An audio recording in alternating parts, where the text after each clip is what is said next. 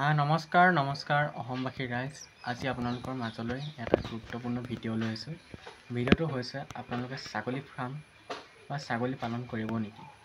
ছাগলী পালন কেনেকৈ কৰিব তাৰ সবিশেষ এই ভিডিঅ'টোৰ জৰিয়তে জানিব পাৰিব।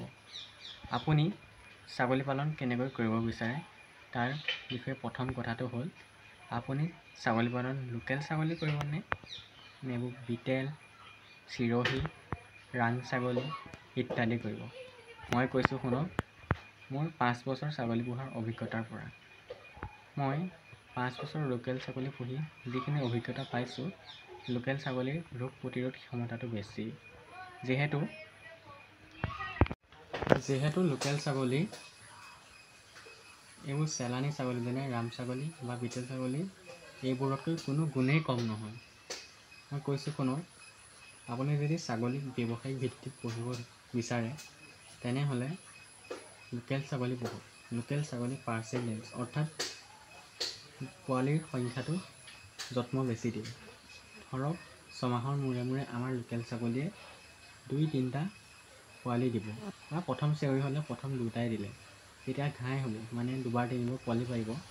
তেতিয়া আমাৰ লোকেল ছাগলীয়ে 3টালৈকেও পৰা তাতকৈ অত্যাধিক পাৰে, কিন্তু 3টালৈকে পাৰিব বুলি সম্ভৱ আছে। কিন্তু এইবোৰ ছাগলীৰ ইমান হেৰি নাই।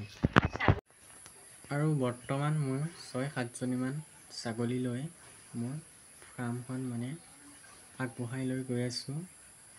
আৰু 2-এবছৰৰ ভিতৰত মোৰ 30-40টামান কৰা প্লেন এটা কৰি আছোঁ। আৰু মই সফল হ'ব লাগে, কাৰণ মই বহুত কষ্ট কৰি আছোঁ ছাগলী ফাৰ্মৰ প্ৰতি। আৰু যদি আপোনালোকে এই নিয়মবোৰ পালন কৰি যায় তেন্তে আপোনালোকো সফল হ'ব। এজনী ছাগলী এইজনী আহিলে তাইক বান্ধিছোঁ, পাত খাবলৈ দিছোঁ। আৰু আছে 5টামান, সেইকেইটা দেখুৱাওঁগৈ। আৰু দুজনী, সেই এজনী সেইজনী চৰি আছে, আৰু ক'ৰবাত আছে 2-3টামান।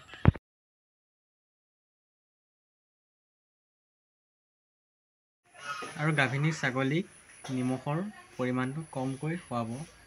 আৰু যেনে ফল মূলৰ ভিতৰত আপোনাৰ আনাৰসৰ বাকলি বা আনাৰস কেতিয়াও নোখুৱাব, কাৰণ সেইবোৰ খোৱালে আপোনাৰ গাভিনী ছাগলীজনী পেটত থকা পোৱালিকেইটা অনিষ্ট হ'ব পাৰে। এইবোৰ কথা মই জানো বাবে কৈছোঁ। হয়তো কিছুমানে ভাবিব মই এইবোৰ এনেই অলাগতিয়াল কথা কৈ আছোঁ। মই যিখিনি 5 বছৰ 7 বছৰ ছাগলী পুহি যিখিনি অভিজ্ঞতা আছে তাৰ কেইটামান কথা কৈ আছোঁ। আৰু যদি ভিডিঅ'টো ভাল লাগে লাইক, শ্বেয়াৰ, ছাবস্ক্ৰাইব কৰি দিব। আৰু অন্য এটা ভিডিঅ'ত মই আপোনালোকলৈ লৈ আহিম যে কি ছাগলীক পাত খুৱাব নালাগে, কি খোৱালে অনিষ্ট হয় তাৰ বিষয়ে লৈ আহিম। আৰু ভিডিঅ'টো ভাল লাগিলে লাইক, শ্বেয়াৰ, ছাবস্ক্ৰাইব সকলোখিনি কৰি দিব।